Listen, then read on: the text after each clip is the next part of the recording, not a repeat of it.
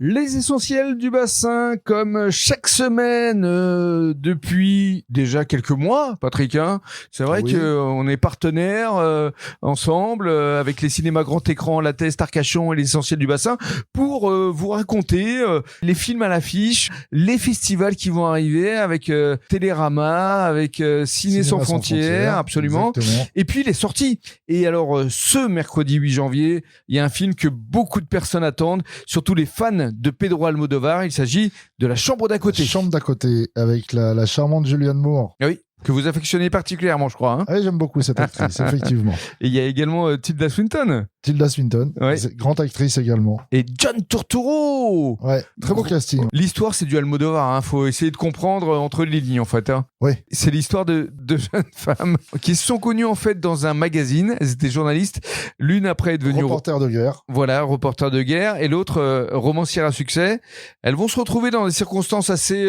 troublantes. Ouais. Et il va s'agir de savoir pourquoi, comment... Et ça, c'est tout le ciné d'Almodovar. Hein. Et là, on n'en dévoilera pas plus. Non, parce que La Chambre d'à côté, le titre est bien choisi. Sachez qu'il y a une relation importante entre ces deux femmes. Elles s'appellent Ingrid et Martha dans le film. Et c'est La Chambre d'à côté, donc qui sortira ce 8 janvier.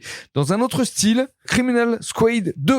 Pantera. Voilà. Exactement. Alors là, on change complètement de style, parce que là, on part dans le film d'action pur et dur. C'est ça. Pour les amateurs du genre. Donc là, on retrouve 6 ans après Big Nick O'Brien, incarné par Gerard Butler. Et là, il continue à traquer les méchants, sauf que il va s'allier avec eux.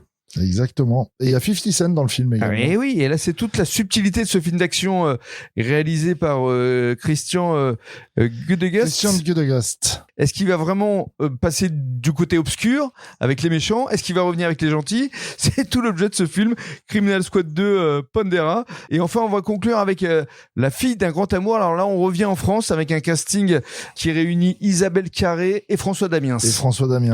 Deux acteurs pareils que j'affectionne particulièrement. Touche à tout. L'histoire, elle est assez simple. Un couple qui s'est séparé. La fille qui décide de nombreuses années plus tard de faire un documentaire sur leur rencontre. C'est ça. Et après, il va se passer des choses qui font que peut-être il y a des sentiments qui vont pouvoir ressurgir entre ces deux personnages. Alors c'est un film signé Agnès de Sassy, et ce qui est assez intéressant, c'est que c'est un peu son histoire, puisqu'elle avait réalisé un court-métrage à la fin de ses études pour effectivement raconter l'histoire de ses parents divorcés 15 ans plus tôt.